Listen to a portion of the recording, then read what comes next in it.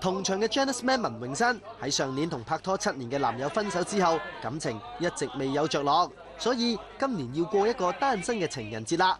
不過佢一啲都唔覺得寂寞噃，事關 JM 自爆有唔少同性好友送花俾佢，唔知當中包唔包括早前同佢傳出緋聞嘅女副導演呢？